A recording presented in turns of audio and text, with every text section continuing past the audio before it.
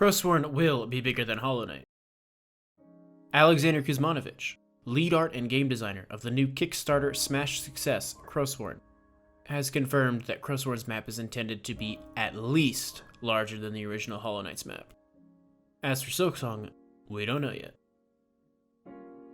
This is unsurprising, as in an interview with YouTube and podcast channel The Indie Gamer, Alex stated that if you are going to make a game in the same vein as Hollow Knight, you kind of have to be as big, if not bigger.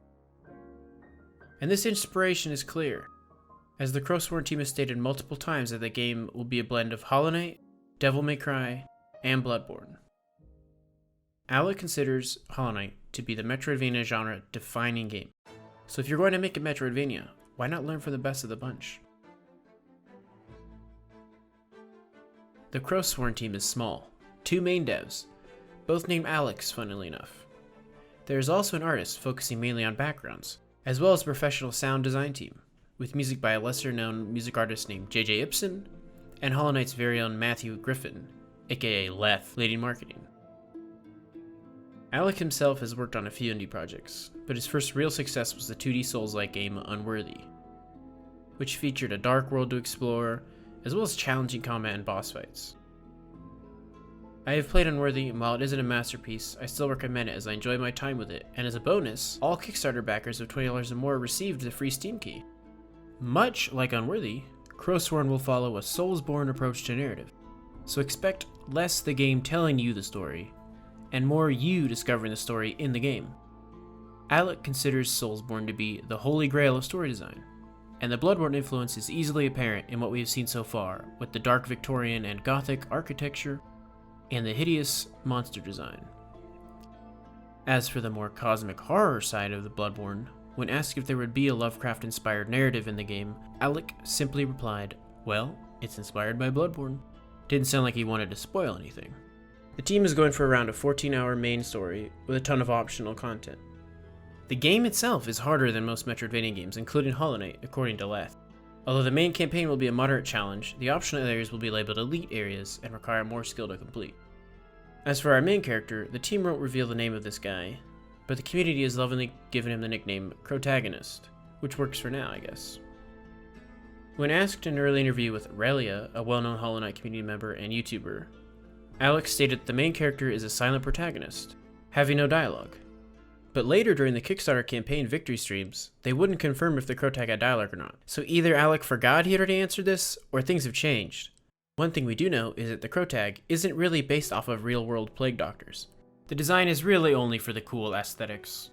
As for the story and lore, we don't know much yet. What we do know so far is Crowsworn is going to be darker, more biblical-based than Hollow Knight. What that means, we can only speculate, but we do have this pastor guy in the cathedral who is acting creepy. Perhaps a blasphemous-esque religious creepiness vibe throughout the lands we explore?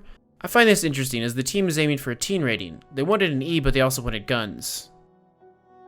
The game area we will explore is called Firandal, a dark and oppressive world, where even the air seems to carry weight. Eventually you will discover the small dilapidated village of Angstel. The village is inhabited by peculiar characters with unknown intentions. The inhabitants speak of a world cursed by a dark god. They speak of a world that was forced into perpetual penance for the sins of its fathers. Maybe the occupants of the cathedral misused their power to steer the people away from the dark god or closer to it, which caused a plague/curse? The only other piece of story info we have involves the game's checkpoints, or benches/bonfires. We only get a brief glimpse of it, but this statue was confirmed to be the game's checkpoint. Who this is unknown, but Alex said that this character is very important to the story. Now we get to the real meat of what we know. Gameplay. Leth has played the demo, and he said it is certainly harder than Hollow Knight, but doable. The Crowtag has 3 main forms of attack. The Scythe is the main damage dealer, and is upgradable similar to the Nail of the Knight. Interesting to note that even though DMC is listed as an inspiration for the game, the melee combat isn't as heavily combo based. More on that later. The Crowtag also has access to dual pistols. These things are awesome. They have an infinite ammo pool, but you have to reload after emptying the clip. The reload system is actually a lot like the heal system of a Hollow Knight, where you are stationary and vulnerable for a short time while you reload. There is an upgrade system, we don't know much yet about it, but it sounds a little like slotting materia into the Cloud Sword in Final Fantasy VII Remake. As you explore, you will discover different elemental runes that, when combined, deal different effects. Each rune augments your gear with one of 3 elements: spirit, blood, and flesh. The runes also come with side bonuses. One of these effects can be seen in the gameplay, where the last bullet fired in the mag deals extra damage. This effect was inspired by Jhin from League of Legends, surprisingly. An interesting note, the boss Sir Garen has attacks inspired by other League of Legends characters like Pantheon and Garen. The third method of dealing damage are Corvine abilities, which are powered by your Malice meter, operating much like the Soul meter of Hollow Knight. These are the red energy spells, like the Hand and Down Smash that we see in the trailer. There will be different inputs for the spells. Tapping B might fire a Malice Wave, but holding B unleashes a channeled short-range drill. I am very interested in seeing what else we can do with these. Alec has stated that he wants the combat to follow, quote-unquote, the rule of cool. So if it looks cool, it doesn't need to make sense. Although DMC is a clear inspiration, they are trying to avoid complex combo damage, so don't expect delay X attacks to do a different combo.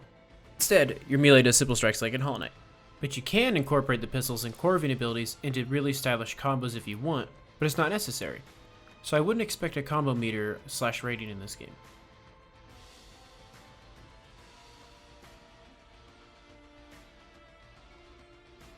The Crow tag also gains access to a Scythe Throw, which boomerangs out, and if you time your shots right, it can be reflected for multiple higher damage hits, effectively turning your ranged bullet attack into a more damaging ranged melee attack. There won't be any boss health bars, as the dev team thinks this lends to more tension in fights, and the bosses themselves will be both pattern and reaction based. I'm rather hyped, as Hollow Knight has my favorite 2D bosses by far, and Crowsworn seems to be heading in that direction. The enemy AI has some light machine learning. What this means is unexplained so far, but I'm thinking maybe similar to Resident Evil 4, where the enemies become more aggressive the better you play and the game gets slightly easier the worse you play. The heal system will follow the standard Estus system, so you'll have a set number of heal orbs that respawn at checkpoints, and you can increase the amount and upgrade the strength of these as you progress. There will be a fast travel system, but not like static stations, as Alec thinks that doesn't work well. It will be more based on the Dark Souls bonfire warp system. Maybe a select few checkpoints allow warp at first, with more unlocking as you progress. A very interesting thing to note in the world design is that there are slopes in this game, so the Metroidvania abilities you earn will take advantage of that, like the Whirling Dervish mode. This is an interesting and fresh look at 2D exploration, as most Metroidvanias follow the boxy environmental design of Metroid.